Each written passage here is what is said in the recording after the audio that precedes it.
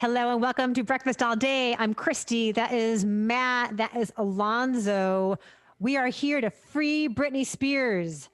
We are talking about this documentary that's on Hulu called Framing Britney Spears that a lot of folks are talking about. And as we mentioned earlier during our news segment, there is actual breaking news involved with this film and this story. So Alonso, please fill us in. So yeah, this is a segment from an ongoing series called The New York Times Presents on FX. It's a collaboration between the two. And so, this is digging into, nominally, this is about Britney Spears' conservatorship and the fact that her father has controlled her career and her money. And, I assume probably has a lot to say about, the custody of her children for the last several years. This notion that she was unfit and basically sort of looking into what is a conservatorship anyway. And usually they're for older people with dementia. It's pretty unusual for a woman her age that she would be under this sort of control from an outside party. But then the film kind of also digs into sort of the history of Britney Spears as a pop phenomenon and her rise to fame and how the culture kind of conspired to eat her alive. And there was actually a really good South Park episode about this years ago, but that basically she was the girl that we all threw into a volcano. And that, with the rise of the tabloid media, that they were just constantly hounding her and constantly putting her in threatening situations by just surrounding her with the photos and the videos and stuff. And kind of looking back at what Diane Sawyer felt like she could say to Britney Spears' face, and they only skimmed the surface. Other people have been finding stuff like David Denby's review of Crossroads in the New Yorker, where he's like, well, I don't know if she's going to be a movie star, but there's something wrong with her face. People feeling like they could ask her if she was a virgin and if she was pregnant. And, the wife of the governor of Maryland saying, I'd like to shoot her. Just insane what people not that long ago in our lifetimes thought was perfectly suitable, treatment of a young woman. Wait, for Diane Sawyer to ask her, are you pregnant? Or I'm sorry, are you still a virgin? It was like, what the fuck are you doing? Exactly. She broke up with Justin. What did you do to Justin? Yes. Yeah. And how Justin Timberlake painted himself the victim of this, which is why he's now belatedly apologizing for being a total shitbag.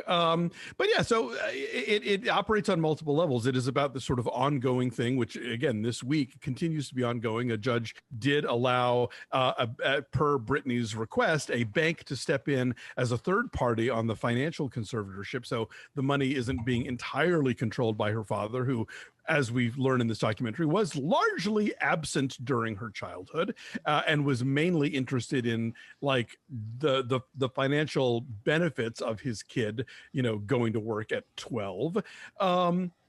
There's that creepy clip from Star Search where Ed McMahon that's about having a boyfriend when she's 10. It's just and it just sets the tone for all the other shit she's going to get asked on camera for the next however many years. So yeah, I think this is really, it's started this kind of cultural conversation of oh yeah, we were not that 2000, we were not where we are now in terms of the way that we handle this stuff. And I think what's great about, there's a new generation of people who just are not having it, and are not taking it for granted that this is how we're supposed to behave. So yeah, this is an interesting piece of journalism, both in a cultural sense and also just in this story of who is running the show for this conservatorship? How can she get out of it? I think the reason my score isn't maybe higher is that I think not having Britney Spears' direct voice in here now is a bit of a problem. But I mean, they certainly tried, they asked, but she's been very reclusive of late. She has been reclusive, but also the way they phrase the fact that they tried to reach her indicates that they don't even know whether she got that request, because she's so protected and so sequestered still. I recall. There's also been some reports that she's working on her own doc. So maybe she wants to save all the good stuff for that. I recall, because 20 years ago, I was still in New York and I was covering all entertainment for the AP, not just film. And it was right at the rise of boy bands and Britney Spears and Christina Aguilera and TRL those of you at home don't remember that people would watch music videos on MTV. They would call and they would vote. And Total Request Live was a thing that you would tune into every day, and people would go on to TRL. It was huge. People would go on the TRL to like break news. Like when the Backstreet Boys announced that AJ McLean was going into rehab, they all went on TRL to tearfully announce it. Like, Dave Holmes, who was on TRL and who's in the doc, just recently wrote a really good piece for the LA Times about this movie that I recommend people check out. Yeah, I saw that. That was good. And I guess we know more now, right? Maybe, or we as a society are perhaps more enlightened now in terms of the way that we treat celebrities or treat young women, approach topics of mental illness, because clearly Britney was struggling. And when you see the way like very large, powerful mainstream media platforms like or programs like all the late night guys would make fun of her, like her whole meltdown where, you know, she attacked the paparazzi's truck with the umbrella and she shaved her head. Like she was trying to tell us over and over again, right, that she wasn't doing well and she wanted to be left alone, but the paparazzi were making too much money. The thing that I found this movie so infuriating over and over again, it's mostly like older white men who let her down over and over and over again. And of course, Diane Sawyer. I mean, I was appalled that there was a Family Feud question making fun of her. I mean, it's a wonder that she still wants to, in any capacity, perform. You know, I mean, she's taking a stand by not doing this Las Vegas residency, but it's a wonder that she wouldn't just say, you know what, fuck this. You know? Yeah. Well, yeah. I mean, and I got the sense that part of why she was still working was so that, you know, like the gravy train keeps going for her dad, the conservator, and that means she gets to see her kids because he also had control over her person and could easily say, look, you're going to be out there and perform or you're going to not see your kids. Right. Like, and at some point that falls apart. There's so much going on in this. I was amazed at how, at least within the context of this doc, like some of those really pointed questions, even with her at a relatively young age, she's got really smart answers, you know, and as much as we talk about mental health here, like a lot of it, I think is caused by, it seems like it's caused by that spotlight. Like Christy, you and I have had the slightest little taste of that in our past, right? Around like the Batman, the Dark Knight stuff, right? Like the teeniest taste of that. And I know for me, it was like super, really like awful, right? Just stressful.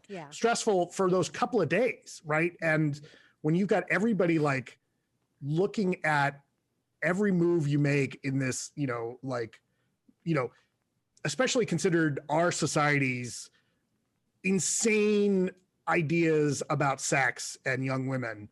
Yeah, it's brutal. I mean, the two things I immediately thought of is I'm amazed that she's still alive because this feels a lot like the Amy Winehouse doc. In that almost everyone around Britney Spears has failed her, right?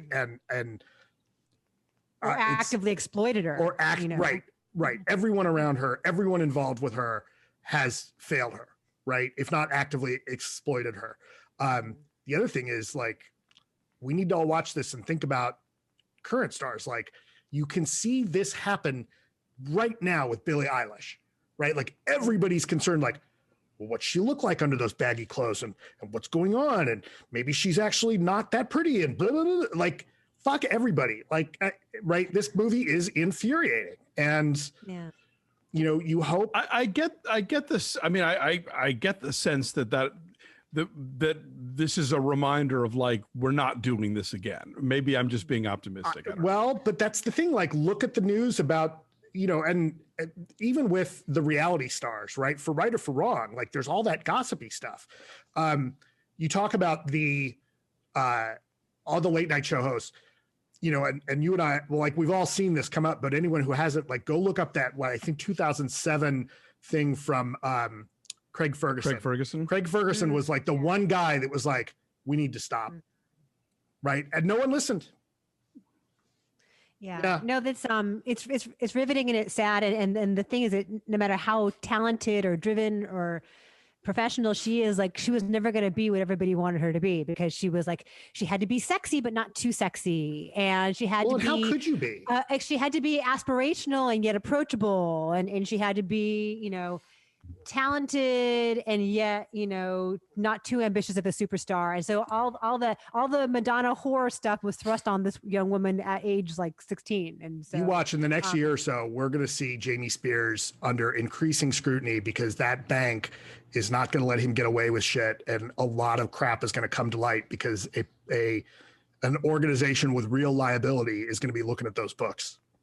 Yeah. Also interesting in this, and we got to wrap up, is the massive amount of support that she has from like podcasters and bloggers, and there's like a whole Free Britney group of people who, you know, follow her court case and protest, and they think that she's trying to communicate with them through cryptic Instagram messages, and that's kind of interesting too. Like, she's this little bird in a cage trying to like tweet out little things that indicate her inner state. So, and then they also like try and play detective with whether or not she actually is posting, because the emoji situation is not what they would have expected from Britney. Yeah, they started sounding like Q people when they like start digging in too much about what the symbology of this stuff is like. Everybody Anyway, calm down. We should wrap up. But I'm saying 8.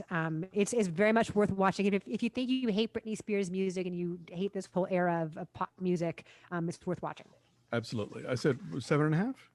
You said 7.5. Yes. 7.5. I think I said 8.5. You did. So our number is an 8. It's on Hulu right now. Yes, and the FX app if you get that. So awesome. Thanks you guys for watching. Like this video, subscribe to our YouTube channel, follow us at BeFastAllDay on Twitter, Instagram, and Facebook, and check out our Patreon page at patreon.com/BeFastAllDay. We're talking about Bridgerton and WandaVision and lots of other fun stuff. So have a good week. We'll see you next time. Bye. Bye.